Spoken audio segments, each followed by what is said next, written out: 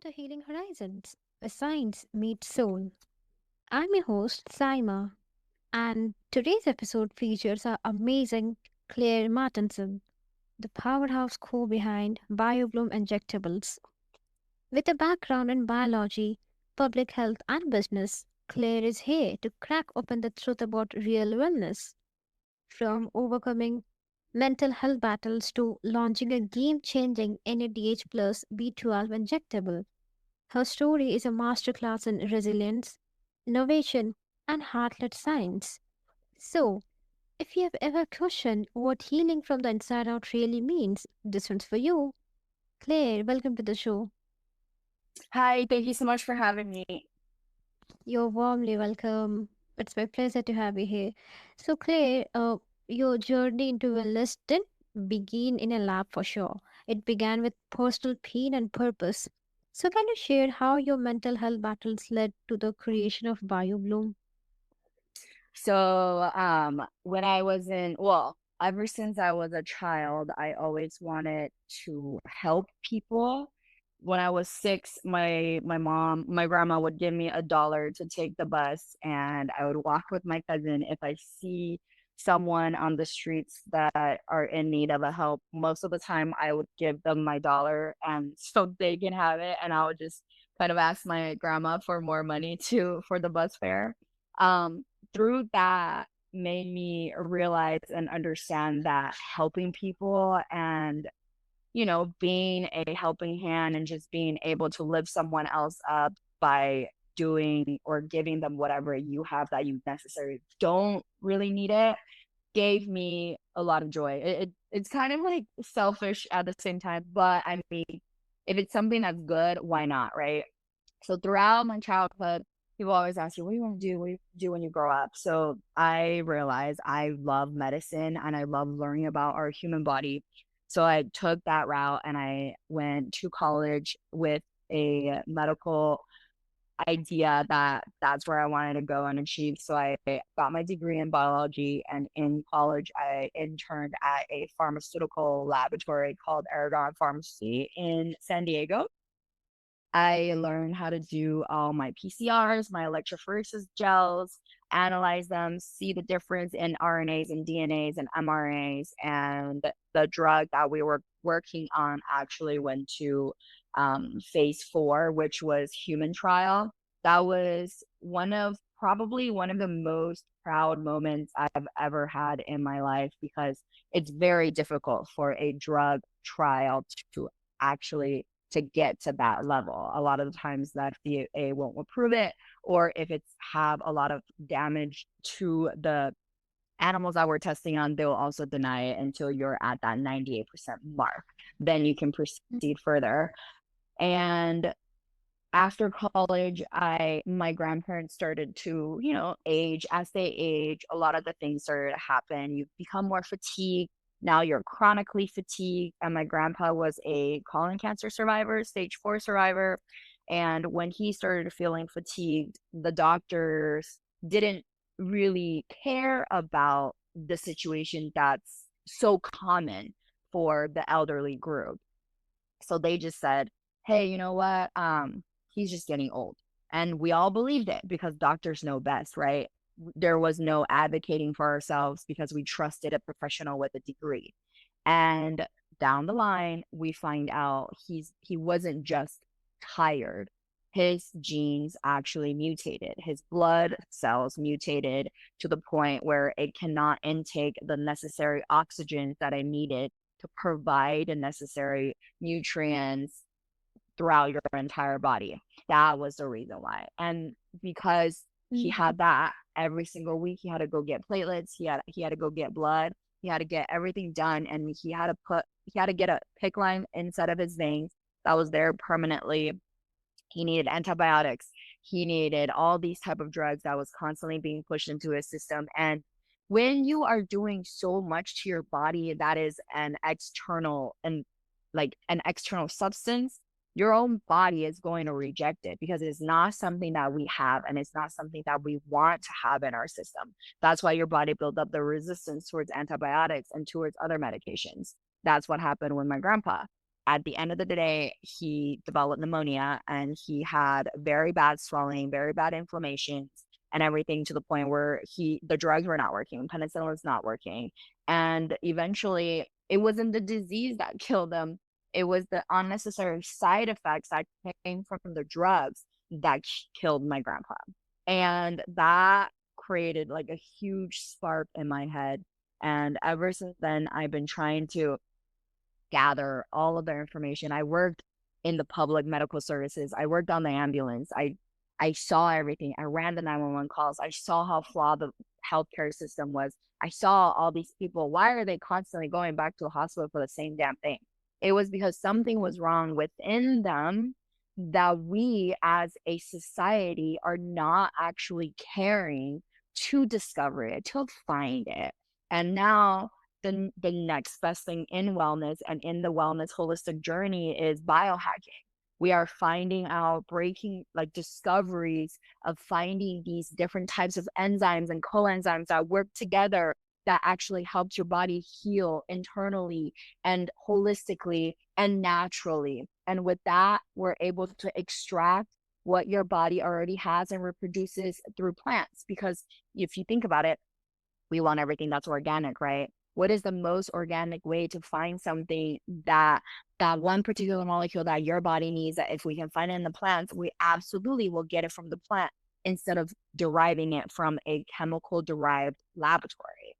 And everyone knows about the NADs. We all know that it helps with our DNA and it helps protects it, and it also increases our recovery time and our speed on recovering. But what is the next best thing that we can do to make our body even better, where we don't have to utilize the initial process of creating and making the NADs into the functionable NADH? So for me, I had a conversation with my aunt and I was just talking to her about wellness and everything in general. And she was like, hey, you know what? Like my factory and my laboratory are actually working on the new thing. And then I was like, where is it? Let me know about it. Let me hear about it. So then she told me all about it. And I was like, you know what? This is the best thing, where NADH is 100% bioavailable in your system.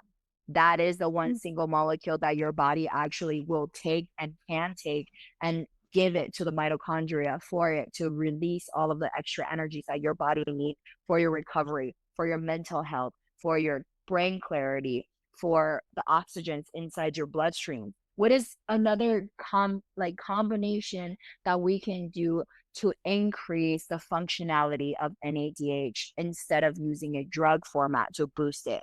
We found B12. B12 is a similar thing. We all know that B12 works well for energy boosting, but a lot of Mm-hmm. us, we don't really understand why it does it.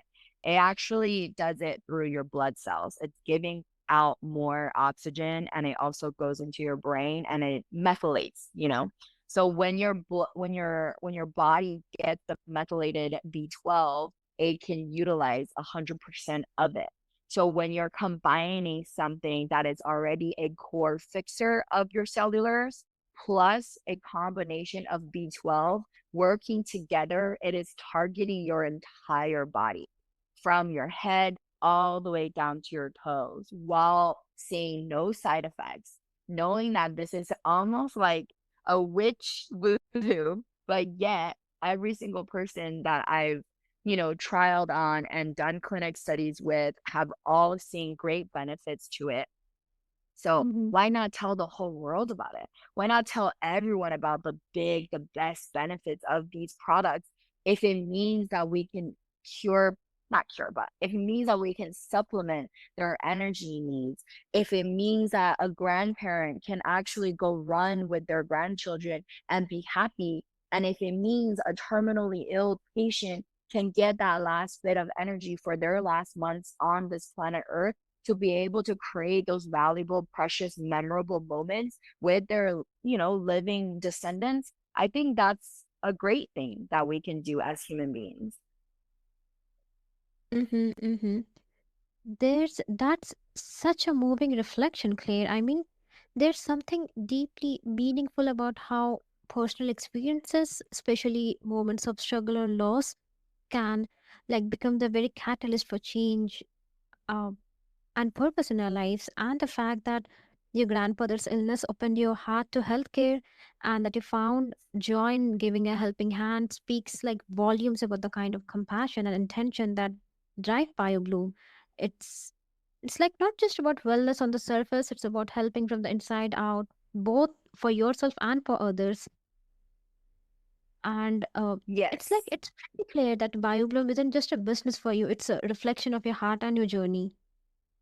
Yes, yeah, like, yes, we're selling products and we're making money off of it, but at the end of the day, are you true to your intentions? Are your intentions pure? Are you doing this because you know people are going to benefit from it? Or are you doing this because you know there's money involved? To me, I want to build this empire so I can help as much people as I want.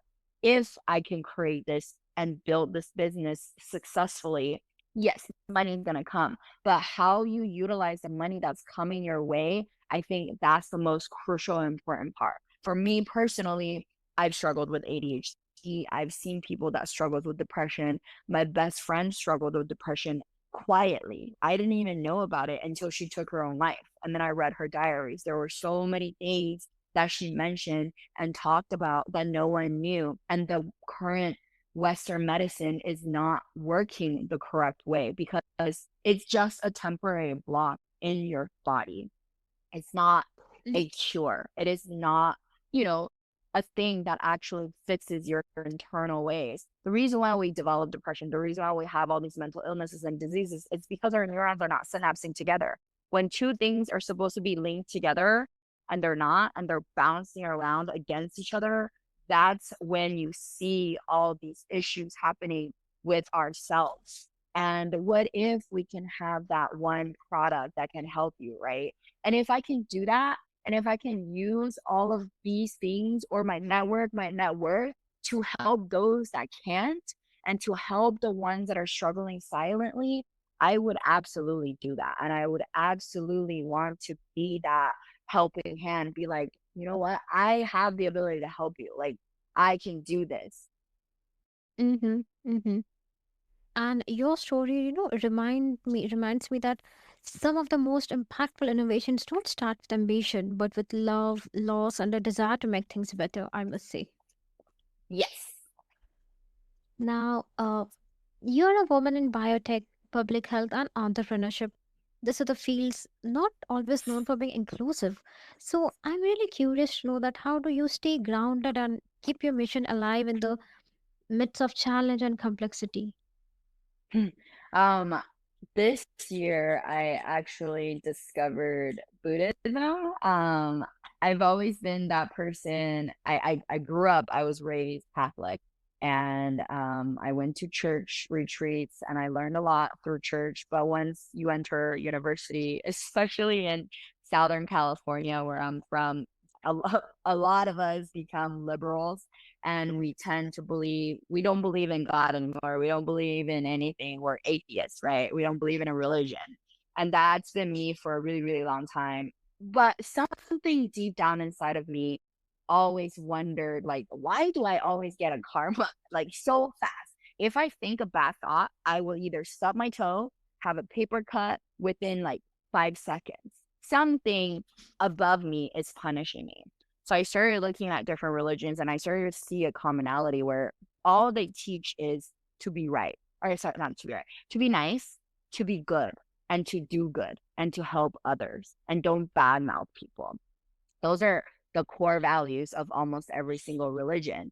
And that led me to understand that something above us, something, someone, above us is looking out for us. There's energy surrounding us in the universe, and we can all feel it. We're made up of energy, our own body. We vibrate to things and we listen very well. And so when I discovered Buddhism, I realized that I don't really like the structure of a religion, but I like the ideology of what it teaches. And Buddhism kind of helps you with that. There is no set time that you have to go. You go when you feel Mm-hmm. like it. You don't have to go. You can just have him in your heart there's so many different types of bodhisattvas and Buddhas that we didn't know about. And every time I go there, I always reread the phrases and I always reread their scriptures to see who they really are and who they entail and what they help with. And with that, that's one of the main grounding foundations that I go towards. Whenever I'm struggling with something, I always fall back to Buddha. I go to him, I pray to him, I just talk to him, I ask him to give me some guidance, and then I pull out my little Dharma wisdom words. And every single time, I'm telling you, it hits me like just slaps me right across the face.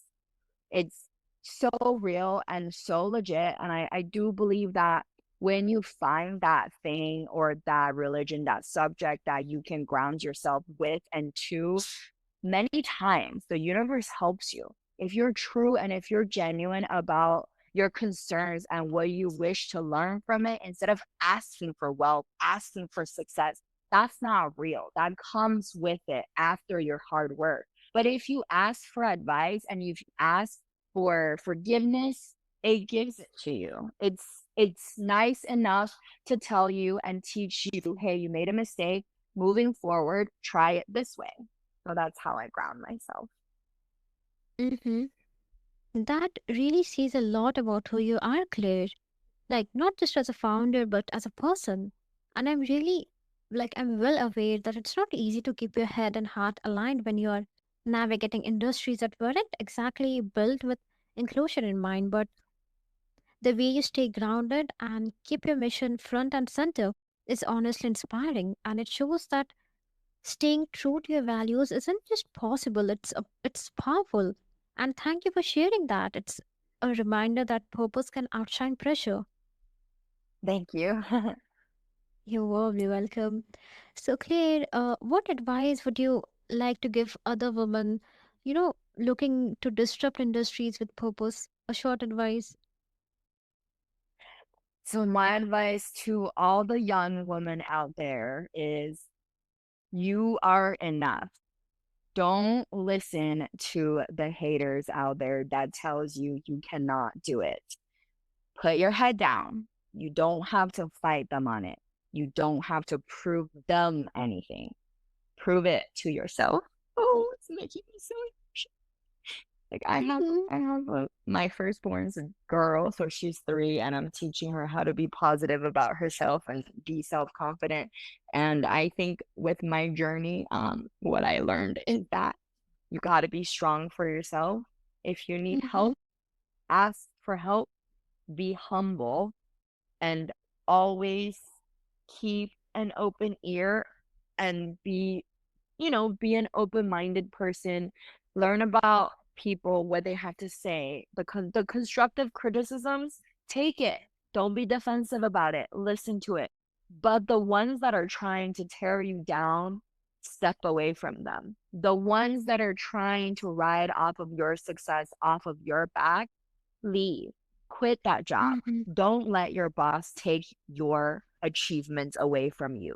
You're worth more than that, and you can do anything you set your mind to. Mhm. That's such a powerful message, Claire. I mean, you're enough. Those words carry so much weight, especially in spaces that, constantly make women feel like they have to earn their place twice over. And hearing you say that with so much emotion really hits home. It's a reminder that, the most important person we need to prove anything is to ourselves, and that believing in our worth is the first and most radical act of disruption. And again, I really want to thank you from heart for sharing that from such a deep place. It's not just advice, it's a gift. Thank you. I just so passionate about us women being in industries and being leaders in different types of industries. And it saddens me to see that sometimes we get so jealous of another person, especially woman to woman, and we want to tear them down. Like, don't do that. Envy them. Envy them and see why they are so successful. Learn from them. Ask them for help. Ask advice. I'm Hmm. telling you, more than 99% of the times, that successful person will help you. If they don't, be it. Go find the next one. that person must not align with your goals. You will find that mentor. You will find that person that's going to help you, and don't give up. And you can always reach out to me. Mm-hmm, mm-hmm. Absolutely. It's so easy to sleep into, comparison, especially in a world again that constantly pits women against each other. But you have you have met that a reminder that shift from comparison to celebration is where real strength lives, and there's space for all of us to rise, and hearing you speak that so honestly is incredibly powerful. Thank you. Warmly welcome. Claire, thank you for sharing your journey so candidly. You have not only demystified cellular health, but shown us how it's possible to lead with both science and soul. And to all our listeners out there, if you're ready to move from surface level fixes to real cellular transformation, start asking better questions. Healing begins where honesty meets action. Stay curious, stay kind, and keep expanding your own horizons.